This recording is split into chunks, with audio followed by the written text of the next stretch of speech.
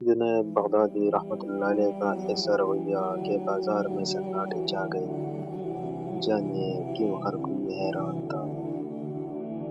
بسم اللہ الرحمن الرحیم۔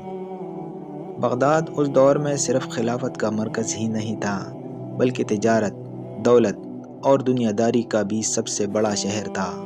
دجلہ کے کنارے پھیلا ہوا بازار بغداد صبح سے شام تک گہما گہمی سے بھرا رہتا۔ ہر طرف آوازیں، سودے، تول میں کمی بیشی، منافع کی بحث اور دنیا کی کشش، سب کچھ موجود تھا۔ انہی بازاروں میں ایک دکان ایسی بھی تھی جو بظاہر عام تھی، مگر اس کے مالک غیر معمولی تھے۔ یہ دکان حضرت جنید بغدادی رحمۃ اللہ علیہ کی تھی۔ لوگ حیران ہوتے تھے، یہ کیسے ہو سکتا ہے کہ بغداد کا سب سے بڑا ولی، تصوف کا امام، بازار میں بیٹھ کر تجارت کریں؟ مگر حضرت جنید رحمۃ اللہ علیہ کی زندگی ہی اس سوال کا جواب تھی۔ آپ رحمۃ اللہ علیہ کے چہرے پر نہ دنیا کی لالچ تھی، نہ زاہدوں جیسی مصنوعی خشکی، سادہ لباس، نہ پیتلی گفتگو، اور آنکھوں میں ایسا وقار کہ دیکھنے والا خود بخود سنبھل جاتا۔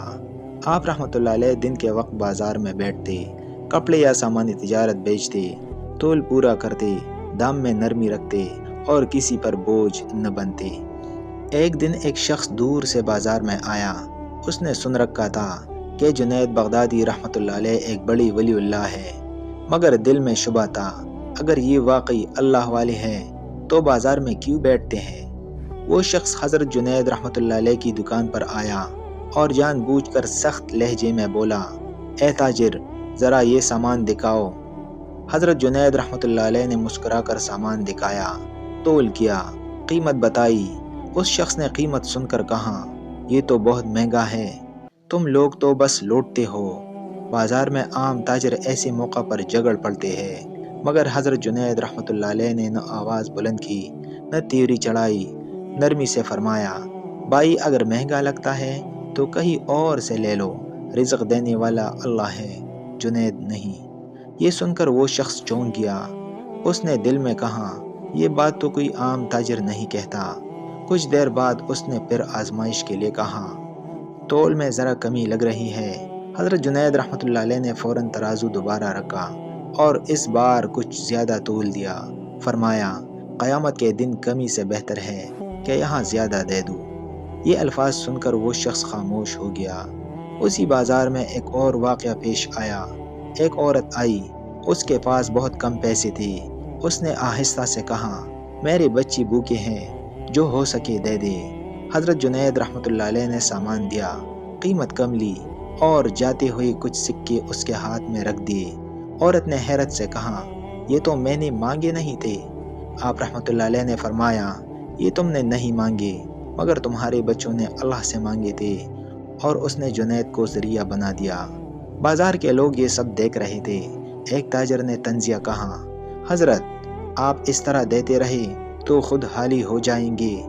حضرت جنید بغدادی رحمۃ اللہ علیہ مسکرائے اور کہا، جو اللہ کے لیے خالی ہو جائے اللہ اسے بھر دیتا ہے۔ ایک دن ایک امیر تاجر آیا۔ اس نے قیمتی سامان خریدا اور زیادہ قیمت دی۔ حضرت جنید رحمۃ اللہ علیہ نے اضافی رقم واپس کی۔ وہ حیران ہو کر بولا، یہ تمہارا حق تھا۔ حضرت جنید رحمۃ اللہ علیہ نے فرمایا، میرا حق اتنا ہی ہے جتنا میں نے بتایا تھا، اس سے زیادہ لینا میرے دل پر بوجھ بن جائے گا۔ لوگوں میں بات پھیلنے لگی، یہ تاجر نہیں، اللہ کا بندہ ہے جو بازار میں بھی عبادت کرتا ہے۔ کسی نے حضرت جنید رحمۃ اللہ علیہ سے پوچھا، آپ جیسا بزرگ بازار میں رہ کر دل کیسے بچا لیتا ہے؟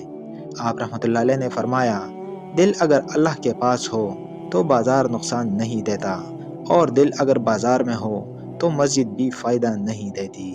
یہ جملہ بغداد میں مشہور ہو گیا۔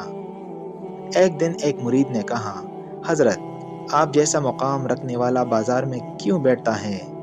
حضرت جنید رحمۃ اللہ علیہ نے سنجیدگی سے فرمایا، میں یہاں اس لیے بیٹھتا ہوں تاکہ لوگ جان لے کہ تصوف دنیا چھوڑنے کا نام نہیں، بلکہ دنیا میں رہ کر دل کو بچانے کا نام ہے۔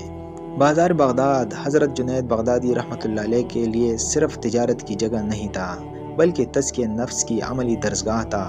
وہاں آپ رحمۃ اللہ علیہ نے سکھایا کہ دیانت عبادت ہے، سچائی ذکر ہے، انصاف تقوی ہے، اور حلال رزق سب سے بڑی ولایت ہے۔ لوگ کہتے تھے جنید رحمۃ اللہ علیہ بازار میں ہو تو بھی اللہ کے ساتھ ہوتے ہیں اور خلوت میں ہو تو بھی، اور یہی وجہ تھی کہ تاریخ نے آپ رحمۃ اللہ علیہ کو سید الطائفہ کہا، وہ بزرگ جس نے دنیا اور دین کے درمیان ایسا توازن قائم کیا جو آج بھی مشعل راہ ہے۔